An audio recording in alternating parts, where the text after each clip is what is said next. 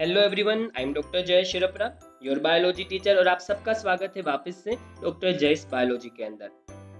आज हम इस लेक्चर के साथ chapter number 3 plant kingdom finish करने वाले। ये हमारा लास्ट लेक्चर है चैप्टर 3 का, और इसमें हम पढ़ने वाले हैं अल्टरनेशन ऑफ जनरेशंस की जो पैटर्न्स थी, हैप्लॉन्टिक, डिप्लॉन्टिक एंड हैप्लोडिप्लॉन्टिक। उसको हमने पढ़ा था कि प्लांट जो है वो sporophytic stage and gametophytic stage, मतलब कि spore producing stage and gamete producing stage को अल्टरनेटिव फॉर्म में जनरेट करता है। और उसकी 3 पैटर्न्स थी। इसमें सबसे पहली पैटर्न हम पढ़ रहे हैं हैप्लॉन्टिक पैटर्न। याद रखिए, मेजोरिटी ऑफ आल्गीज इसी साइकिल को फॉर्म करती है, हैप्लॉन्टिक साइकिल। तो शुरुआत करते हैं ये साइकिल कैसे होती है। उसके लिए हमें आल्गी का रिप्रोडक्शन याद होना चाहिए। अगर नहीं याद है तो वापिस से यहाँ पर मैंने समझाया है। तो सबसे पहले शुरुआत करते हैं स्पोरोफाइटिक स्टेज की। तो आल्गी, देखिए यहाँ पर आल्गी ने स्पोरोफाइटिक स्टेज की शुरुआत की है। यहाँ इतना जो पोर्शन आपको दिख रहा है, बस यही इसका स्पोरोफाइटिक स्टेज है। आल्गी स्पोरोफाइटिक स्टेज को बहुत ही शॉर्ट पीरियड के लिए शो करती हैं। आप सब जानते हैं कि sporophytic stage, spore producing stage always diploid होता है, 2n होता है, वो ऑलवेज डिप्लॉयड होता है, याद रखिए। तो स्पोरोफाइटिक जो जनरेशन है या स्टेज है वो डिप्लॉयड है, 2n है। और आपको इस पूरी साइकिल में 2n वाली चीज़, डिप्लॉयड वाली चीज़ एक ही दिख रही है, और वो है जाइगोट। तो आप ये कह सकते हैं कि सिर्फ और सिर्फ जाइगोट ही है जो आल्गी में स्पोरोफाइटिक जनरेशन को शो कर रहा है, या स्पोरोफाइट भी आप कह सकते हैं। जाइगोट ही यहाँ स्पोरोफाइट है। अकेला जाइगोट सिर्फ स्पोरोफाइटिक जनरेशन को रिप्रेजेंट करता है। बाकी हम जानते हैं कि जाइगोट सबसे पहला रिप्रेजेंटेटिव होता है स्पोरोफाइटिक जनरेशन का। स्पोरोफाइटिक स्टेज, स्पोरोफाइटिक बॉडी की स्टार्टिंग ही जाइगोट से होती है। पर यहाँ तो जाइगोट के बाद ऐसा कुछ नहीं है जो स्पोरोफाइटिक स्टेज को रिप्रेजेंट कर सके। अकेला जाइगोट स्पोरोफाइटिक स्टेज को शो कर रहा है। तो ये है आल्गी का स्पोर प्रोड्यूसिंग स्टेज या स्पोरोफाइटिक स्टेज। हमने जाइगोट को क्यों स्पोरोफाइटिक स्टेज कहा है, क्योंकि देखिए मियोसिस के जरिए जाइगोट ने ही तो स्पोर्स बनाए हैं, जिसको हमने ज़ूस्पोर नाम दिया है। जाइगोट का मियोसिस हुआ और उससे बने haploid spores. Spores always haploid ही होते हैं। एंड तो जो स्ट्रक्चर क्या प्रोड्यूस करता है, जो स्ट्रक्चर गैमेटोफाइट प्रोड्यूस करता है, उसको हम कहते हैं गैमेटोफाइटिक स्टेज, और जो स्पोर प्रोड्यूस करता है उसको स्पोरोफाइटिक। तो देखिए जाइगोट ने प्रोड्यूस किया ज़ूस्पोर को, तो वो स्पोर प्रोड्यूस करने वाला है, इसलिए जाइगोट को हम स्पोरोफाइटिक जनरेशन को रिप्रेजेंट करने वाला स्ट्रक्चर कह सकते हैं, या स्पोरोफाइट कह सकते हैं। तो यहाँ पर हमने स्पोरोफाइटिक कंडीशन को देखा। वापस एक बार याद रख लीजिए, अगर भूल गए हो तो। यहाँ पूरी इमेज में एक ही चीज़ दिख रही है, वो है जाइगोट, जो सिर्फ और सिर्फ जाइगोट ही है जो 2n दिख रहा है, डिप्लॉयड दिख रहा है, और वो अकेला एक ऐसा स्ट्रक्चर है जो स्पोरोफाइटिक जनरेशन को आल्गी में शो कर रहा है। जाइगोट को हमने स्पोरोफाइट इसलिए कहा है क्योंकि जाइगोट स्पोर बना रहा है। स्पोरोफाइट हम वर्ड उसको देते हैं जो क्या प्रोड्यूस करते हैं, स्पोर्स को। ये स्पोर्स जाइगोट के डिवीजन से होता है, मियोसिस नाम का डिवीजन होता है, और जाइगोट स्पोर्स को बनाता है, इसलिए हमने इसको नाम स्पोरोफाइट दिया है। तो सिर्फ और सिर्फ अकेला जाइगोट है जो स्पोरोफाइटिक कंडीशन को शो कर रहा है। अब हम बात करेंगे गैमेटोफाइटिक कंडीशन आल्गी में कैसे आती है। आल्गी सीड प्रोडक्शन का काम नहीं कर सकती, इसलिए देखिए ये स्पोर्स जो होते हैं वही सीड की तरह काम करते हैं, और एक एक स्पोर जहाँ रुकता है वहाँ नया प्लांट बॉडी या नया प्लांट स्ट्रक्चर शुरू हो जाता है। यहाँ पर देखिए एक नई आल्गी की बॉडी फॉर्म हो चुकी है। आल्गी की इस बॉडी को हमें नाम देना है गैमेटोफाइट। एक्चुअल में ये गैमेटोफाइट है, इन्होंने यहाँ वर्ड यूज किया है न्यू गैमेट्स, पर ये एक्चुअल में गैमेटोफाइट है। फिर वो गैमेट्स बनाएंगे, वो अभी बाकी है। यहाँ पर आपको सुधारने की जरूरत है, फिगर में मिस्टेक है, न्यू गैमेट्स नहीं, यहाँ पर वर्ड आएगा गैमेटोफाइट और एन लिखा हुआ आएगा, क्योंकि स्पोर्स भी एन है, तो जर्मिनेट होने पर उनसे बनने वाला नया प्लांट बॉडी, मतलब आल्गल बॉडी जो है, ये वाला आल्गल बॉडी, ये जो algal बॉडी है वो भी हैप्लॉइड ही होगा और इसको हमें गैमेटोफाइट कहना है क्योंकि ये आगे चल के गैमेट्स बनाएगा। तो देखिए वो गैमेट्स कैसे बनाता है। ये स्पोर्स जो है ज़ूस्पोर्स, वो डिवाइड हुए माइटोटिकली। ये स्पोर ने माइटोसिस किया और उसी से फॉर्म हुआ algae का ये नया प्लांट बॉडी जिसको हमने वर्ड दिया है गैमेटोफाइट। चलिए अब हमें इस वर्ड को समझना है कि गैमेटोफाइट इसको क्यों नाम दिया, क्योंकि ये गैमेट बनाएगा। कब गैमेट बनाएगा और कैसे बनाएगा, तो देखिए स्ट्रक्चर को, ये मैच्योर होता है। जब ये मैच्योर हो जाता है तो ऐसी मैच्योर algae बन जाती है और ये मैच्योर algae मैच्योर होने के बाद, डेवलप होने के बाद देखिए गैमेट्स बना रही है। 2 गैमेट्स यहाँ पर दिखा है, एक होगा मेल एक होगा फीमेल। गैमेट्स ऑलवेज हैप्लॉइड होते हैं, देखिए एन। और गैमेट्स प्रोडक्शन से ये स्ट्रक्चर जुड़ा है, इसीलिए हमने इसको नाम गैमेटोफाइट दिया था, क्योंकि गैमेट बना रहा है। और गैमेट बनाने वाला ये प्लांट स्ट्रक्चर जो हमने हाईलाइट किया है, इसमें से ये नीचे वाला जो वर्जन है वो बेबी वर्जन है algae का। ये algae का एकदम इमेच्योर वर्जन है और जब वो मैच्योर हो जाती है algae तो वो ऐसी होती है। ये दोनों ही स्ट्रक्चर गैमेट्स बनाने के लिए रिस्पॉन्सिबल हैं। यंग algae मैच्योर होने के बाद गैमेट प्रोडक्शन का काम करती है और ये algae के पास क्लोरोफिल है और ये प्लांट बॉडी डोमिनेटिंग भी है, फोटोसिंथेसिस भी कर सकता है और फ्री लिविंग भी है। वो अपनी पूरी लाइफ फ्रीली सर्वाइव कर सकता है। तो यहाँ पर ज़्यादा डोमिनेटिंग जो कंडीशन है वो गैमेटोफाइटिक कंडीशन है, क्योंकि स्पोरोफाइटिक कंडीशन तो देखिए इतने शॉर्ट टाइम पीरियड के लिए ही आई थी बस। कलर से भी यहाँ दिख सकता है आपको, देखो ये जो इतना कलर में दिखा रहा हूँ फिलहाल ये स्पोरोफाइटिक कंडीशन को शो कर रहा है और अब मैं जो आपको बता रहा हूँ ये पूरा साइकिल इतना बड़ा वो शो कर रहा है गैमेटोफाइटिक कंडीशन को। तो सबसे ज़्यादा जो है वो गैमेटोफाइटिक कंडीशन है जो डोमिनेटिंग है। और गैमेटोफाइटिक कंडीशन कैसी होती है, गैमेटोफाइटिक कंडीशन होती है हैप्लॉइड, इसीलिए हमने यहाँ पर इस पैटर्न का नाम हैप्लॉन्टिक लाइफ साइकिल रखा है, क्योंकि वो हैप्लॉइड गैमेटोफाइट वाली प्लांट बॉडी को डोमिनेटिंग दिखाता है। इसके एग्जांपल्स में आएगा वॉल्वॉक्स, स्पाइरोगाइरा एंड क्लेमिडोमोनास। अब नेक्स्ट हम बात करने वाले हैं दूसरे टाइप की।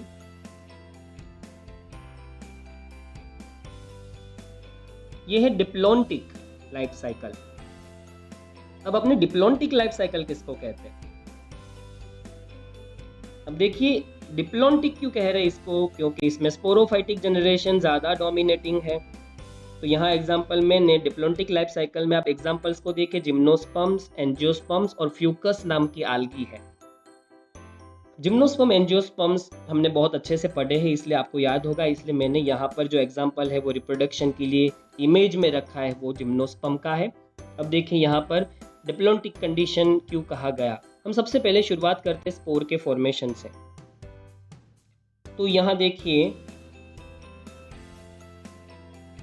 डिप्लॉइड स्पोरोफाइटिक स्टेज इसका डोमिनेटिंग है, फोटोसिंथेटिक है और इंडिपेंडेंट है। ये स्टेज की बात कर रहे हैं, ये जो स्टेज है वो डिप्लॉइड है। और आप जानते हैं sporophytic generation, sporophyte plant body always diploid होता है। इस डिप्लॉइड प्लांट बॉडी की शुरुआत कहाँ से हुई, जाइगोट से। मैंने आपको बताया, कई बार मैं बता चुका हूँ कि स्पोरोफाइटिक जो जनरेशन है वो अपनी शुरुआत जाइगोट से करता है। जाइगोट पहला रिप्रेजेंटेटिव होता है स्पोरोफाइटिक स्टेज का, क्योंकि जाइगोट ही वो मटेरियल है जो सबसे पहले 2n होता है। जाइगोट डिप्लॉइड होता है, यहाँ पर जाइगोट डेवलप होगा, बहुत सारे सेल्स फॉर्म होंगे माइटोसिस के जरिए और एम्ब्रियो बनेगा। फिर एम्ब्रियो मैच्योर होगा तो सीड बनेंगे। याद रखिए सब कुछ 2n है, सब कुछ डिप्लॉइड है, ये भी 2n है। यहाँ जो भी हाईलाइटेड है वो सब कुछ 2n होगा। और जब इस सीड को ज़मीन में डालेंगे तो उससे पूरा ऐसा नया प्लांट फॉर्म होगा और वो प्लांट मैच्योर होगा तो उसके अंदर बनेगी मेल स्ट्रॉबेरी और फीमेल स्ट्रॉबेरी। और ये दोनों स्ट्रॉबेरी जो होती है वो मियोसिस के ज़रिए प्रोड्यूस करती हैं स्पोर्स। ध्यान से देखिए, इन्होंने स्पोर्स बनाए। आपको याद होगा मियोसिस के ज़रिए मेल स्ट्रॉबेरी माइक्रोस्पोर बनाएगी और यहाँ पर फीमेल स्ट्रॉबेरी जो है वो मेगास्पोर्स। क्योंकि ये स्ट्रक्चर स्पोर प्रोड्यूस करता है इसीलिए हमने इसका नाम स्पोरोफाइट रखा है और वो डिप्लॉयड होगा 2n। हम सब जानते हैं कि प्लांट्स अपनी मेन लाइफ साइकिल इसी फॉर्म में सर्वाइव करता है। स्पोर प्रोड्यूस करने वाला स्टेज इसमें काफ़ी लंबा होता है, बड़ा होता है। ये डोमिनेटिंग स्टेज होता है, फोटोसिंथेटिक होता है क्योंकि देखिए इसके पास लीफ है, इसलिए अपना खाना खुद बनाएगा और इसका इंडिपेंडेंट एग्जिस्टेंस भी है। स्पोरोफाइटिक स्टेज का इंडिपेंडेंट एग्जिस्टेंस है। पर गैमेटोफाइटिक स्टेज है वो इसमें बड़ा छोटा होता है और नॉन डोमिनेटिंग होता है। और इसकी शुरुआत कहाँ से होती है? यहाँ से। जैसे ही स्पोर्स बन जाते हैं तो माइक्रोस्पोर्स से, पोलन ग्रेन्स को हम माइक्रोस्पोर्स कहते हैं। देखिए ये माइक्रोस्पोर्स बन चुके हैं। माइक्रोस्पोर्स मतलब पोलन ग्रेन्स, और पोलन ग्रेन्स बनाती है 2 मेल गैमेट को। ये रहे 2 मेल गैमेट, यहाँ पर फिगर में आपको दिख रहे 2 मेल गैमेट, बहुत क्लियर कट, ध्यान से देखना पड़ेगा आपको। ये पोलन ट्यूब दिख रही है और पोलन ट्यूब में 2 छोटे छोटे डॉट्स, वो है मेल गैमेट। तो यहाँ पर स्पोर्स ने गैमेट को प्रोड्यूस किया, पोलन ग्रेन से गैमेट का प्रोडक्शन हुआ। तो पोलन ग्रेन जो है वो हमारा हुआ गैमेटोफाइट। जो गैमेट बनाता है वो गैमेटोफाइट होगा। ये मेल गैमेटोफाइट है क्योंकि उसने मेल गैमेट बनाया। और ये देखिए ओव्यूल के अंदर 4 मेगास्पोर बने, 4 में से बच गया एक और उस एक ने बनाया एग सेल। आर्कियोगोनियम जो दिख रहा है उसमें एक सेल बना होगा, तो इसको हम कहेंगे फीमेल गैमेटोफाइट। तो ये जो पोर्शन हमें यहाँ पर हाईलाइट करके दिया है, इतना डिटेल में जाने की वैसे भी ज़रूरत नहीं है क्योंकि ऑलरेडी ये चीज़ें हम पढ़ चुके हैं। ये गैमेटोफाइटिक जनरेशन है।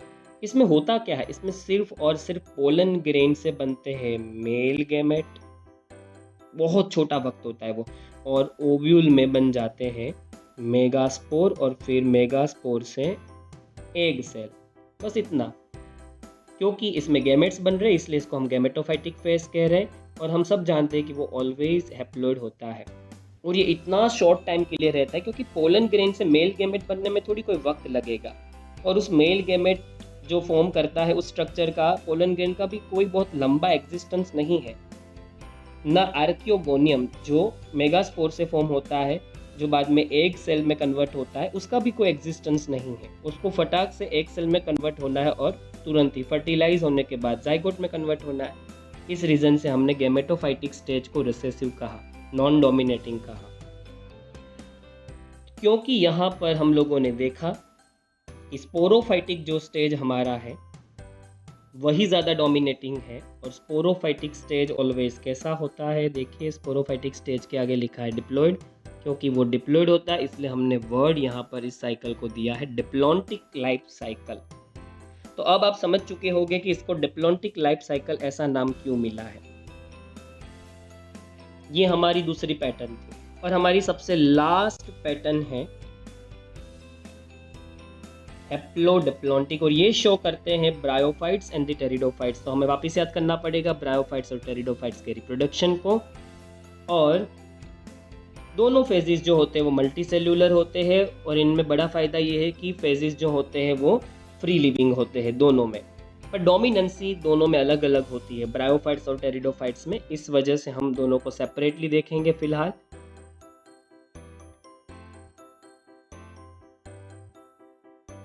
सबसे पहला है haplodiplontic life cycle in bryophytes. Bryophytes में क्या होता है? ब्रायोफाइट्स को याद करिए ज़रा। उसमें सबसे डोमिनेटिंग स्टेज गैमेटोफाइटिक स्टेज रहता है और इसकी शुरुआत देखो, ये पूरा जो स्टेज आपको दिखाया है ये गैमेटोफाइटिक स्टेज है जो डोमिनेटिंग है, इंडिपेंडेंट है क्योंकि उसके पास देखिए लीफ लाइक स्ट्रक्चर है और उसमें फोटोसिंथेसिस हो सकता है।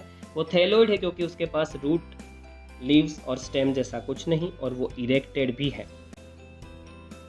और ये स्ट्रक्चर में गैमेट्स प्रोडक्शन का काम होता है। देखिए वापस से एक बार बताता हूँ, वैसे यहाँ ज़रूरत है नहीं, पर अब देखिए यहाँ पर इस स्ट्रक्चर को देखिए, इसको देखिए, इसको हमने गैमेटोफाइट कहा। इसके पास लीफ है इसलिए इंडिपेंडेंट है, फोटोसिंथेसिस कर सकते हैं। और थैलोइड इसलिए है क्योंकि इसमें रूट्स, लीव्स और स्टेम नहीं है। इरेक्टेड भी आपको दिख रहा है। ये जो स्ट्रक्चर है वो हैप्लॉइड हो गए। Definitely gametophytic generation always haploid ही होता है। इसके अंदर छुपे हैं फीमेल रिप्रोडक्टिव ऑर्गन आर्कियोगोनिया, और इसके अंदर छुपा है male reproductive organ antheridium. Male बनाएगा स्पर्म, फीमेल बनाएगा एग। क्योंकि ये स्पर्म और एग मतलब कि गैमेट बना रहे हैं, इसीलिए तो हमने इसका नाम गैमेटोफाइट रखा है। गैमेटोफाइट बॉडी हम इसको इसीलिए कहते हैं। फिर जैसे ही गैमेट फ्यूज हो गए तो शुरुआत हो जाएगी स्पोरोफाइटिक स्टेज की। तो वो यहाँ रहा, देखिए ये जो पूरा पोर्शन हाईलाइट करके दिखाया गया है, ये दिखाया है हमें स्पोरोफाइटिक कंडीशन को शो करने के लिए। जहाँ कैसे हो गया पूरी चीज़ का फॉर्मेशन, तो स्पर्म एंड एग ओवम दोनों फ्यूज होते हैं, उनके फ्यूजन से जाइगोट बनता है, और जाइगोट पहला रिप्रेजेंटेटिव होता है स्पोरोफाइटिक जनरेशन का, क्योंकि वो डिप्लॉइड है। यहाँ सारी चीज़ें डिप्लॉइड होगी, और इसमें सबसे पहली चीज़ जो डिप्लॉइड फॉर्म होती है स्पोरोफाइट में, वो होती है जाइगोट। जाइगोट से क्या होगा, वो जो जाइगोट है ये सब कुछ भूल जाइए।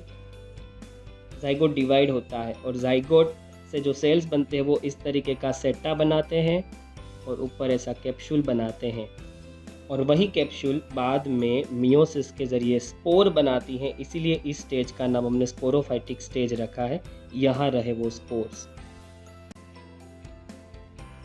तो अब आप लोगों को समझ आ गया होगा, स्पोरोफाइटिक स्टेज जो यहाँ पर है वो मल्टी सेल्यूलर तो है। देखिए ये स्पोरोफाइटिक स्टेज है, पर इसके पास फोटोसिंथेसिस करने के लिए क्लोरोफिल नहीं है, तो ये वो डिपेंडेड है। वो पार्शियली डिपेंडेड होता है या तो टोटली डिपेंडेड होता है। वो डिपेंडेड है, देखिए इसके ऊपर, वो इससे चिपका हुआ है, वहीं से नरिशमेंट लेगा, और इवन एनकरेज भी वहीं से लेगा। गैमेटोफाइट ही तो है जो स्पोरोफाइट को अपने साथ पकड़े हुए है। पर यहाँ पर जो मेन डोमिनेंसी दिखती है वो दिखती है हमें इसकी गैमेटोफाइटिक स्टेज की, इसलिए हम कहेंगे गैमेटोफाइटिक स्टेज ब्रायोफाइट्स में डोमिनेटिंग है, स्पोर प्रोड्यूसिंग स्टेज डोमिनेटिंग नहीं है। पर हाँ, दोनों स्टेजेस का इक्वल इंपॉर्टेंस है, इसलिए हमने साइकिल का नाम हैप्लोडिप्लोंटिक रखा। स्पोरोफाइट से हमने डिप्लोंटिक वर्ड लिया, गैमेटोफाइट से हैप्लोंटिक वर्ड लिया, इसलिए हैप्लोडिप्लोंटिक बन गया। अब हम बात कर रहे हैं कि किसकी, टेरिडोफाइट्स की। टेरिडोफाइट्स में जो है वो डोमिनेंसी थोड़ी डिफरेंट थी, इस वजह से हमने इसको अलग से लिया है। यहाँ पर स्पोरोफाइटिक स्टेज ज़्यादा डोमिनेटिंग होता है, ब्रायोफाइट्स में गैमेटोफाइटिक। शो तो दोनों हैप्लोडिप्लोंटिक साइकिल को ही करते हैं। टेरिडोफाइट्स तो ऑलरेडी आप समझ चुके हैं। मैंने आपको तब भी बताया था कि ये वाला जो गैमेटोफाइटिक प्लांट बॉडी है वो आपको रेयरली दिखता होगा, क्योंकि इसका काम सिर्फ स्पर्म और एग बनाना है, उसके बाद इसका एग्जिस्टेंस नहीं रहता। एग्जिस्टेंस तो फिर इसी चीज़ का रहता है। देखिए किसका, तो स्पोरोफाइटिक जनरेशन की शुरुआत जाइगोट से हो गई।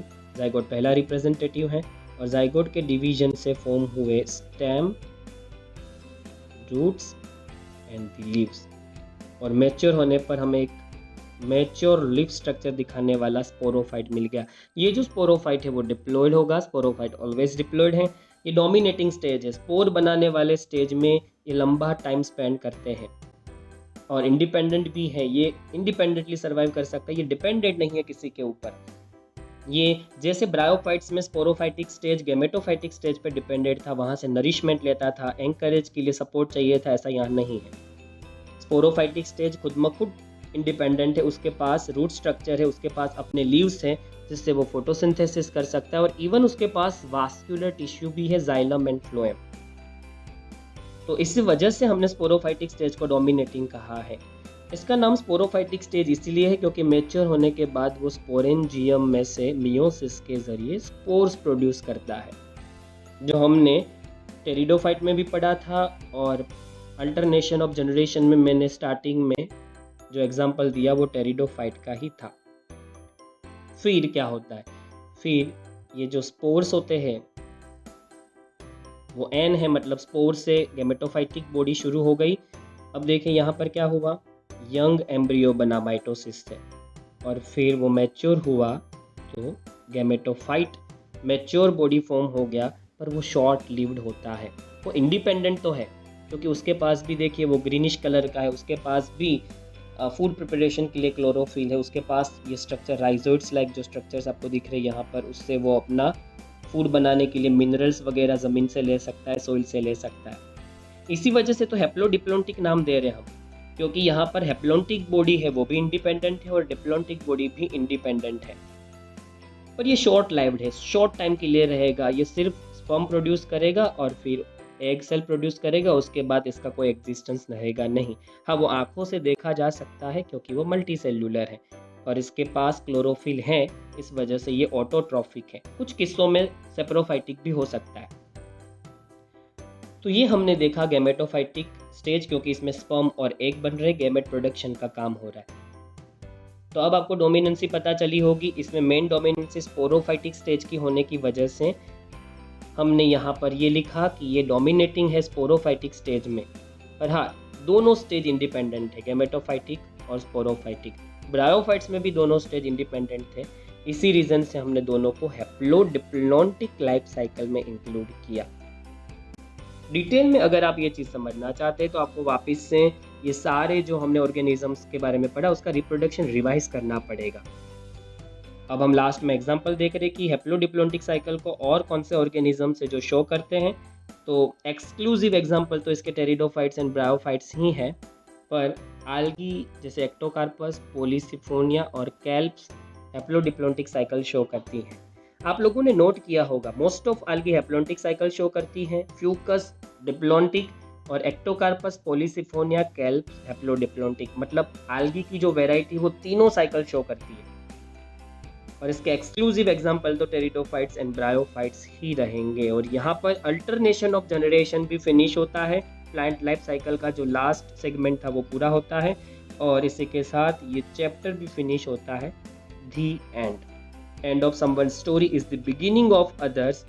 जहाँ दूसरों की स्टोरी का अंत होता है वहाँ मोस्टली कहीं और लोगों की स्टोरी की शुरुआत होती है। तो यहाँ पर मेरी स्टोरी का अंत हुआ, ये चैप्टर मैंने फिनिश किया और अब आपकी स्टोरी आपको शुरू करनी है और वो है लर्निंग, मेमोराइज करने का जो काम है वो। चलिए नेक्स्ट लेक्चर में नेक्स्ट चैप्टर के साथ मिलेंगे, चैप्टर नंबर 4 एनिमल किंगडम। तब तक ये जो कंटेंट है उनको बार बार पढ़ते रहिए, रिवाइज करते रहिए और नेक्स्ट लेक्चर में हम वापस मिलेंगे।